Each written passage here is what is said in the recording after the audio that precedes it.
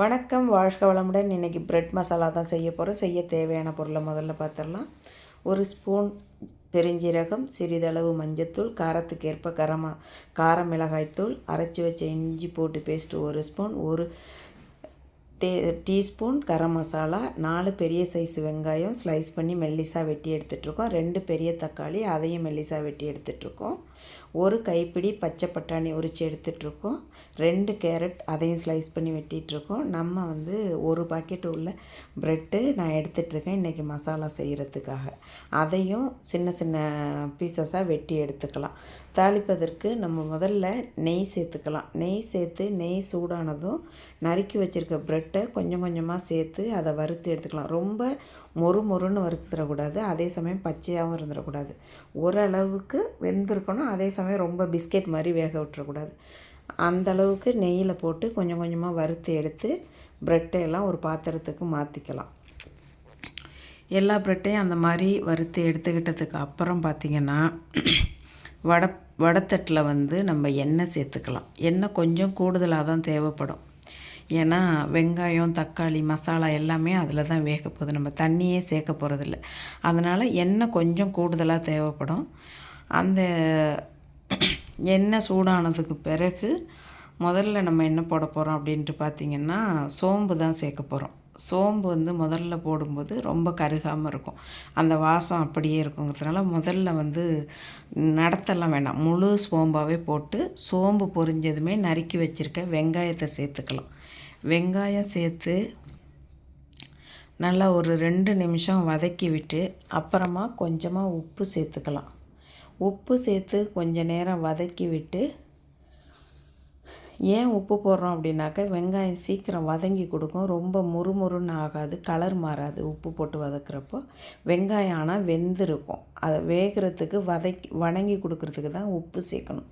உப்பு சேர்த்து கலந்துட்டு ஒரு 2 நிமிஷம் போல் மூடி வச்சிட்டோன்னா வெங்காயம் கலர் மாறாமல் வெந்திருக்கும். அதே சமயம் கரைஞ்சும் போகாது, கலரும் மாறாது. அதனால தான் 2 நிமிஷம் மூடி வச்சு வேக விடணும். அதுக்கப்புறம் பார்த்திங்கன்னா வெங்காயம் கண்ணாடி பதம் வந்துருச்சு. இந்த டைமில் நம்ம என்ன செய்ய போகிறோம் அப்படின்ட்டு பார்த்திங்கன்னா நறுக்கி வச்சுருக்க கேரட்டும் பீன்ஸையும் ஒன்று சேர்த்துக்கலாம். அது ரெண்டையும் ஒன்று சேர்த்து நல்லா வதக்கி விட்டுக்கலாம். முதல்ல மசாலா எதுவுமே போட வேண்டாம். வெங்காயம், உப்பு, கேரட், பீன்ஸு அது ரெண்டையும் கலந்து விட்டு ஒரு 2 நிமிஷம் வேக விட்டுட்டு மறுபடியும் திறந்து விட்டு மறுபடியும் நல்லா கலந்து விட்டுட்டு ஒன்று போல் எல்லாம் வேகணும் பார்த்துங்க. அதனால் நல்லா கிண்டி விட்டுட்டு மறுபடியும் ஒரு 2 நிமிஷம் மூடி வச்சு கலந்து விட்டிங்கன்னா கேரட், பீன்ஸு நல்லாவே வெந்திருக்கும், எண்ணெயிலே வெந்திருக்கும். அதுக்கப்புறம் நம்ம என்ன செய்ய போகிறோம் அப்படின்னு பார்த்திங்கன்னா முதல்ல மஞ்சத்தூள் சேர்த்துக்கலாம். மஞ்சத்தூள் சேர்த்து வதக்கி விட்டுட்டு அதன் பிறகு மிளகாய்த்தூள், கார மிளகாய்த்தூள் உங்கள் காரத்துக்கு ஏற்ப சேர்த்துக்கோங்க. இது தனி மிளகாய்த்தூள் தான், சாம்பார் பொடியெல்லாம் கிடையாது. மிளகாயோட வாசம் போனதுக்கப்புறம் அரைச்சி வச்சுருக்க இஞ்சி பூண்டு சேர்த்து அதையும் நல்லா வதக்கி விடலாம். இஞ்சி பூண்டு வெந்ததுக்கு அப்புறம் நறுக்கி வச்சுருக்க தக்காளி பழம் சேர்த்து சிறிதளவு உப்பும் சேர்த்து நல்லா வதக்கி விட்டு மூடி போட்டிங்கன்னா தக்காளி நல்லா வெந்து கரைஞ்சிருக்கும். நல்ல ஒரு பேஸ்ட்டு பதத்துக்கு வர்ற வரைக்கும் வதக்கி விட்டு மூடி போட்டிங்கன்னா நல்லா தக்காளி கரைஞ்சி நல்லா ஒரு கிரேவி மாதிரி வந்துடும். அதனால தான் தக்காளி பழம் போட்டுமே நம்ம மூடி போடுவோம். ஏன்னா எண்ணெயிலேயே போட்டு வதக்குறோம் இல்லையா, அதிலே போட்டுட்டு இருந்தோம்னா கொஞ்சம் தீஞ்ச வாசம் வரும். அதனால் மூடி போட்டுட்டோன்னா நல்லா வெந்திருக்கும், அந்த தண்ணியெல்லாம் அதிலே கரைஞ்சி சீக்கிரமே வெந்துடும். அதனால தான் தக்காளி போட்டும் நல்லா கிண்டி விட்டு கலந்துட்டு அதுக்கப்புறம் மூடி போட்டு ஒரு 2லேருந்து 3 நிமிஷம் வெந்தால் போதும், நல்லா தக்காளி குலைவாக வந்துடும். இப்போ கலந்து விட்டுட்டு நல்லா பேஸ்ட் மாதிரி வந்துடும், நல்ல கிரேவி கலருக்கு வந்துடும். இந்த டைமில்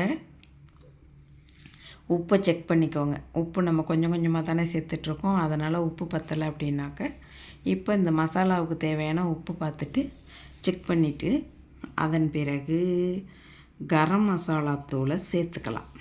கரம் மசாலா தூள் கடைசியில் சேர்த்துக்கலாம். கரம் மசாலா தூள் சேர்த்து ஒரு நிமிஷம் இல்லை 1.5 நிமிஷம் வெந்தால் போதும். அதுக்கப்புறம் நம்ம பொரித்து எடுத்து வச்சுருக்கோம் இல்லையா நம்மளோட ப்ரெட்டு, அதை எல்லாத்தையும் அதில் கொட்டி கலந்து விடலாம். அப்போது இந்த அளவுக்கு அந்த கிரேவி வந்து ரொம்ப தண்ணியாகவும் இருக்கக்கூடாது, ரொம்ப ட்ரையாகவும் இருக்கக்கூடாது.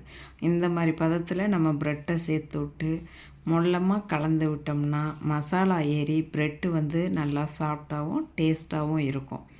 இந்த மாதிரி செஞ்சு கொடுக்கும்போது பிள்ளைங்களுக்கும் சரி வயசானவங்களுக்கும் சரி ப்ரெட்டு பிடிக்காதுன்னு சொல்லவே மாட்டாங்க, விரும்பி சாப்பிடுவாங்க.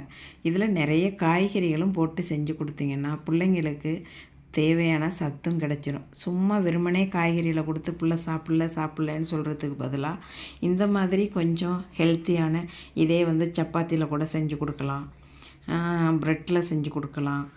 அப்போ பார்த்திங்கன்னா பிள்ளைங்களுக்கு வித்தியாசமான சாப்பாடும் கிடைக்கும், ஆரோக்கியமான சாப்பாடும் கிடைக்கும்.